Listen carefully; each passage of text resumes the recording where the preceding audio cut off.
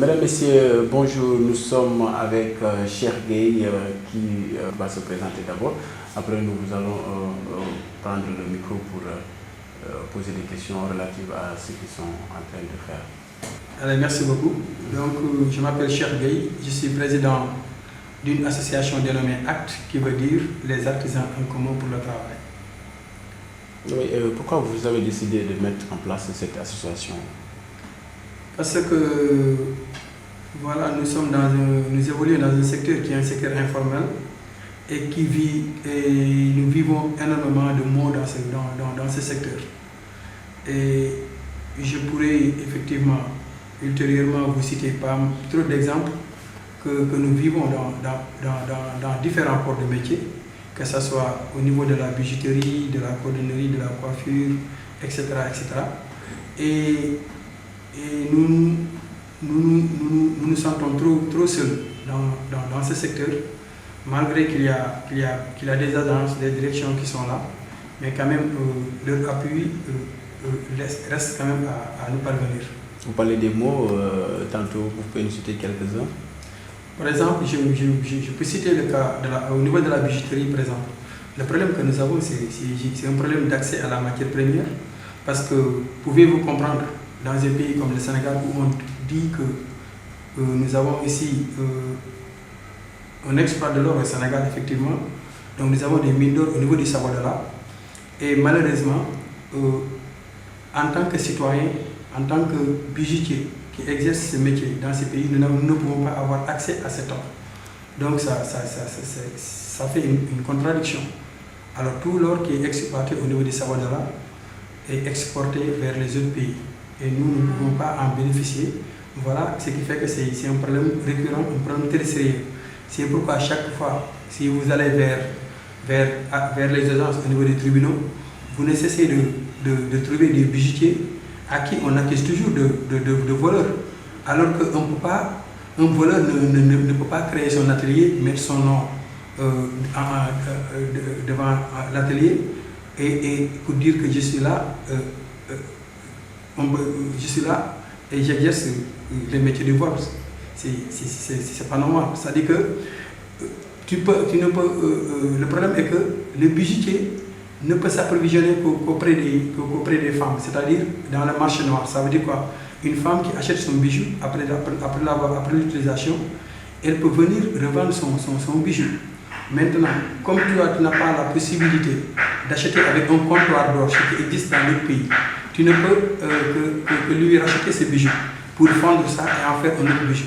Et malheureusement, après avoir terminé de travailler ses bijoux, plus tard un jour, un homme de loi se présente avec cette femme et est accusé de recel et on t'amène au tribunal et on t'en prison. Et nous vivons énormément de cas de ce genre et vraiment ça mérite réflexion, mais aussi ça mérite un débat entre les autorités étatiques et nous, acteurs qui vivons ces genres de problèmes. Et depuis quand cette association existe et quelles sont les activités que vous avez déjà menées sur le terrain?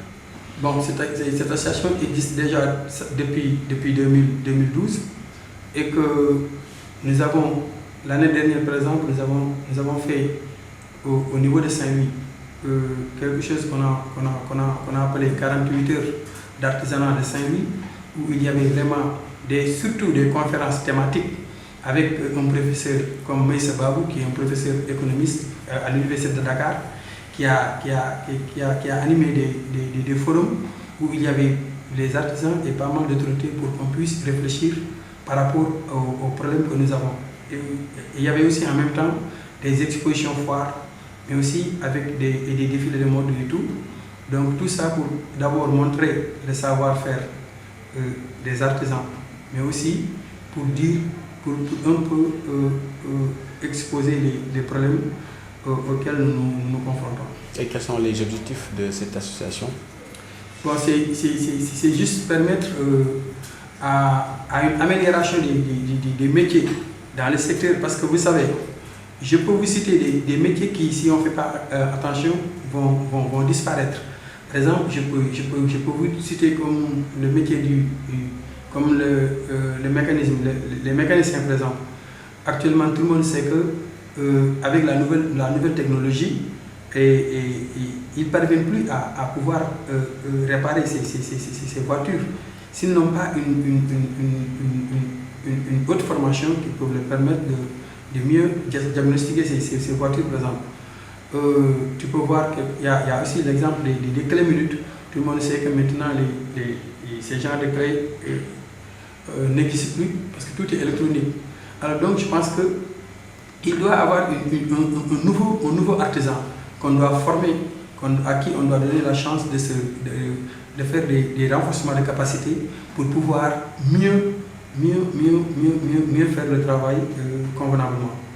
Quand vous parlez de renforcement de capacité, moi ça me fait penser à ce qu'on appelle le regroupement. C'est-à-dire qu'il faut d'abord identifier les différents acteurs et pour cela il faut étendre l'association, répandre au niveau national pour que vous puissiez savoir à telle localité il y a tel nombre d'artisans et les former, aussi renforcer les compétences. Est-ce que vous avez cette idée d'élargir un peu l'association au niveau national?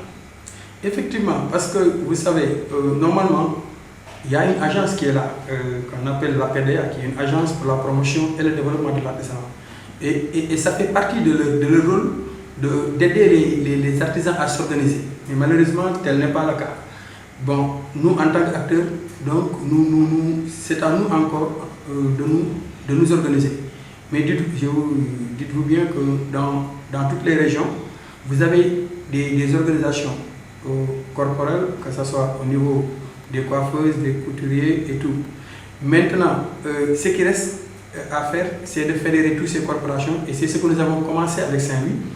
Et d'ailleurs, pour un peu aller vers les autres régions, que ce soit dans les 14 régions du Sénégal, et au finish, nous allons faire un congrès national de l'acte qui va fédérer tous les artisans pour que l'État puisse avoir un interlocuteur très valable pour pouvoir défendre les mots de ce secteur. Oui, justement par rapport à l'État, lors de la journée internationale de l'artisanat qui a été tenue à Méret, il a fait un plaidoyer pour que les Sénégalais puissent désormais utiliser les produits artisanaux. Mais pour cela, il a demandé d'abord que les artisans qu'ils puissent fabriquer des qualités pour pouvoir exposer les produits au niveau local, national et en plus au niveau international. Cette compétition-là, est-ce que vous pensez que ça va être facile pour vous? Vous savez, l'artisan sénégalais a une expertise extraordinaire. On a vu même dans des pays comme en France, où en bijouterie, c'est un Sénégalais, c'est un bijoutier sénégalais qui avait même remporté les prix qu'on avait organisés au niveau de ces pays. Pour vous dire que nous avons reçu tous une bonne formation, parce que quand vous allez dans nos ateliers, que ce soit dans les bijouteries, dans les salons de coiffure, dans les garages mécaniques, on forme bien les jeunes. Donc en même temps, c'est des centres de formation. Parce que tu trouves une bijouterie avec 4-5 apprentis qu'on forme convenablement. Alors, donc quand il s'agit de l'expertise, ça ne pose pas problème. Mais ce qui pose problème toujours, c'est la volonté de l'État. Et pourquoi je dis ça? Par exemple, quand je prends l'exemple de la journée de l'artisanat qui a été organisée à Méret, l'idée a été géniale. On a tous apprécié l'idée du président et on a tous applaudi. Mais les mécanismes qu'on avait utilisés, c'est ce qui, quelque part, nous dérangeait. Parce qu'au finish, on a vu beaucoup plus de folklore que du concret. Quels étaient ces mécanismes-là? C'est-à-dire, on aimerait bien que, parce que, comme on dit, hein, nul ne détient le monopole du savoir. Alors, donc, je pense que c'est bien d'avoir des agences et des directions. Mais ce qui est encore mieux, c'est que quand l'État a un projet ou ces agences ont des projets, qu'il invite les artisans à la réflexion, qu'on partage, que chacun d'entre nous donne son idée par rapport à ce qu'on veut faire. Et je pense qu'à partir de là, on pourra arriver à quelque chose de très solide. Mais malheureusement, nous on est là, on ne nous implique pas. Est-ce que vous êtes reconnu? Mais si, en fait, s'il n'y a pas quelqu'un qui s'active dans ce secteur, qui ne nous connaisse pas, parce que d'abord, ce qu'il devait faire, la première chose, c'est qu'il y a des organisations fortes qui existent dans ces pays. Et nous sommes partis, par exemple, quand je parle de l'organisation des bijoutiers à laquelle j'appartiens, nous avons une association nationale des bijoutiers du Sénégal qui est très très bien organisée, qui est bien représentée dans toutes les régions du Sénégal. Partout où tu vas, tu verras une association des artisans. Et c'est l'ensemble de ces associations qui s'est donné rendez-vous ici à Dakar, même à la Chambre de commerce, devant un ministre pour mettre en place un bureau national. Donc c'est avec, je me rappelle, c'est avec Farba Senghor lorsqu'il était ministre des Artisans. C'est lui qui avait même présidé cette assemblée générale. Et notre président, je le salue au passage, il s'appelle un certain Moussa Nia. Il s'appelle Moussa Nia, il a sa bijouterie au niveau de Pikine. Et d'ailleurs même, il est même adjoint au maire, à la mairie de ville de Pikine. Pour vous dire que nous avons des interlocuteurs, des gens capables de pouvoir parler dans ce secteur. Et ça c'est les bijoutiers, mais l'acte en tant que tel qui regroupe l'ensemble des secteurs artisanaux. Parce que là, vous avez un récépissé d'abord. Bon, je vous l'ai dit, je peux revenir un peu en arrière pour vous parler un peu de la naissance de l'acte. Pourquoi acte? Je me rappelle avec le règne du président Abdoulaye Wade, bon, on avait organisé un forum des artisans au niveau du CICES. Et de là-bas, bon, on avait les agences qui sont là, le ministère de l'artisanat à l'époque, avait fait parler quelqu'un qu'on appelait Seynisek, qui est le président de l'Union des chambres de métiers, mais quand même qui a été élu depuis presque, ça fait 20 ans. Je peux dire que c'est quelqu'un qui, on le salue bien, on l'encourage, on le félicite, mais quand même, il est dépassé par rapport à l'actualité. Parce que je ne peux plus l'appeler moi artisan, mais plutôt c'est un industriel. Parce que quelqu'un qui gagne des marchés, des routes, donc il ne peut plus parler au nom des artisans. Et ce dernier avait dit devant tout un chacun, devant le président, que les artisans, à 99%, supportent la candidature du président pour les élections à venir. Et ça nous a frustrés. Et comme ça, beaucoup d'artisans sont sortis comme ça de la salle pour après se dire que maintenant il est l'heure qu'on fasse un regroupement qui va regrouper toutes les corporations. Maintenant, on avait fait un programme avec un cabinet d'experts même qui avait préparé la démarche, et que après cela, on est sur la dynamique. Et maintenant, qu'est-ce que c'était? Comme j'étais élu, j'étais prévenu être le coordonnateur de ce mouvement. Bon, on s'est dit que la meilleure façon, c'est d'abord de s'organiser région par région. C'est pourquoi, en tant que Saint-Louisien et charité bien ordonnée, on commence par soi-même. On a déjà mis une association acte qui est bien reconnue au niveau de Saint-Louis, qui a tous ces papiers, et d'ailleurs même que je pouvais vous montrer tout de suite après l'émission si vous voulez, pour vous dire que maintenant ce qu'il y a lieu de faire, c'est après avoir fini, fait l'échantillon, je peux l'appeler ainsi, donc l'échantillon de cette association acte, on va essayer de voir avec les autres régions, et c'est déjà entamé, qu'ils s'organisent pour qu'on puisse au finish, dans les jours à venir, arriver à un congrès national qui va regrouper tous ces artisans en commun pour le travail. Ok, vous êtes au nombre de combien? Au niveau de Saint-Louis, par exemple, nous avons pu vendre quelque chose comme 780 cartes de membres. Donc, ce qui veut dire que, et parce que, vous savez, l'artisanat fait 120 corps de métier.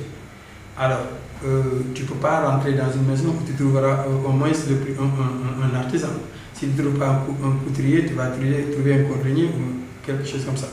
Donc, et on fait quelque chose sur le plan national. L'artisanat, les artisans font quelque chose comme 2 millions et quelques de personnes. Alors, on est en train de faire un recensement. Ce n'est pas encore terminé parce que il faut quand même un peu de matériel et de moyens pour pouvoir finir cela. Mais nous allons et nous sommes en train de nous organiser. Et pour vous dire, donner quelques exemples, c'est avec les élections locaux qui viennent de passer, les élections municipales. nous avons incité à nos camarades artisans d'intégrer les conseils municipaux. Et actuellement, il y a des artisans qui sont des conseils municipaux dans des localités, il y a des adjoints, il y a même des secrétaires qui sont des secrétaires généraux au niveau de la localité. Pour vous dire que maintenant nous voulons vraiment participer à cette vie active du pays pour d'abord être les premiers à être présents pour l'amélioration et l'évolution de ce secteur. Une dernière question, est-ce que vous avez retenu la date de ce congrès? Bon, pas encore, c'est pourquoi nous sommes toujours dans des réunions périodiques. D'ailleurs, c'est la raison qui m'a fait venir aujourd'hui à Dakar depuis hier. Donc on est en train de se réunir, de se concerter pour voir quelle sera la meilleure formule, la meilleure démarche et aussi quel sera le moment le plus propice pour pouvoir organiser ce congrès. Monsieur Cheikh Gueye, je vous remercie. Merci, pareillement.